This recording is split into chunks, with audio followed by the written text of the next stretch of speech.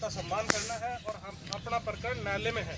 हम लोग मुख्य न्यायाधीश यूपी, जो मुख्य न्यायाधीश है यूपी के, उनको लेटर लिखेंगे और जिस न्यायालय में अपने जमानत लगी हुई अनुभव जी को, उनको लेटर लिखेंगे, सच्चाई से अवगत कराएंगे, क्योंकि हम इतने लोग न तो कोर्ट में जा सकते और न अपन कोर्ट के खिलाफ कोई एक्शन ले सकते। बिल्कुल, कोर्ट जो करेगा वो हमारे लिए सर्वोपरि है। बिल्कुल, ठीक है। और अपने को चाहिए न्याय।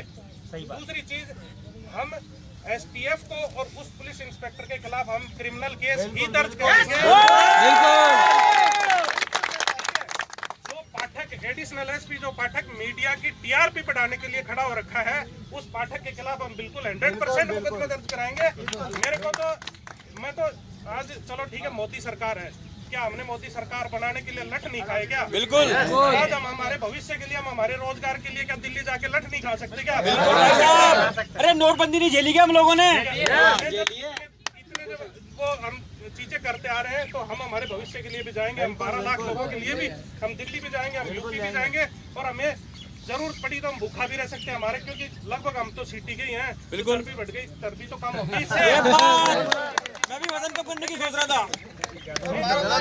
12 करोड़ में बढ़ेंगे भाई, 12-50 करोड़ आ जाए रोजगार, रोड मिलेगा, जिंदा रहेगी। ज्यादा हो गया। और ऐसे पहली बार आरसीएम ने क्या बुरा किया था, इसी तरह से आरसीएम के साथ हुआ था। इसी तरह से सिर्फ उसको बंद करने की वजह से, जेसी करने की वजह से आरसीएम बंद हुई, जो आज फिर से रनिंग में है। और जो भी मुकदमे उस टाइम भी एमएलएम पे लगे थे, उनमें से 50% आज बरी हो चुके हैं न्यायालय में। मैं ही देखता हूँ कि 50% मामले बरी हो चुके हैं। जब मामले बरी होने थे तो फिर उन लोगों को सजा किस बात की, उन लोगों को जेल में क्यों रखा गया? सीधी सी बात है, ये सिर्फ सरकारें करती हैं। किसी की रंजिश हो जाती है और किसी की कुछ हो जाती है। इसी तरह से वहां से भी ये रंजिश है, 100% रंजिश है कि पुलिस को पैसा नहीं पहुंचा। सीधी सी बात है, पुलिस को पैसा नहीं पहुंचा। 90% इसके अलावा और कोई मामला नहीं है।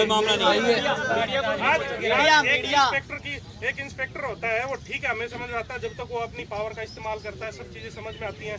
लेकिन पैसे के लिए मामला दर्ज कराया गया है कि पैसा ऐंठने के लिए। आज मैं, आप सब लोगों ने 57,000, किसी ने 11,000, 5,000 रुपए में मामला दर्ज हो जाता है। आज मैं किसी की जेब से 10 रुपए छीन लूं तो उसका भी मामला दर्ज हो जाता है।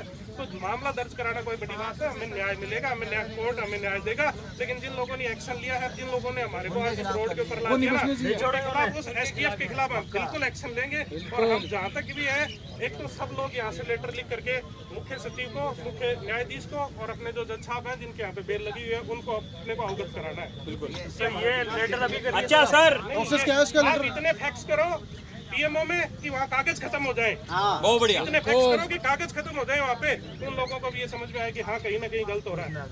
सोशल मीडिया के थ्रू नहीं कर सकते। अच्छा सर, एक चीज पूछनी थी मुझे, सर एक चीज पूछनी थी, ये कस्टडी कह रहे हैं, तो क्या जरा समझाओगे क्या होता है ये? कस्टडी का मैं बता देता हूँ। हाँ। सब लोग है ना, देखो सुनो, जब भी कोई मुकदमा दर्ज होता है, अरेस्टिंग होती है, तो अरेस्टिंग के बाद में कोर्ट में पेश किया जाता है। ठीक है, अगर एसटीएफ सही होती तो कम से कम 2-3 दिन का पीसी रिमांड तो लेती।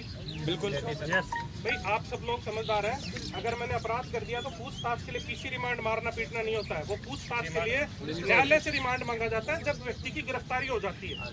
ठीक है, न्यायालय से इसलिए रिमांड मांगा जाता है कि साहब हमारी इन्वेस्टिगेशन पेंडिंग है और हम इनसे कुछ पूछताछ और करना चाहते हैं। उनको सुबह 6 बजे गिरफ्तार किया, शाम को 3 बजे कोर्ट में पेश किया और जेसी भेज दिया।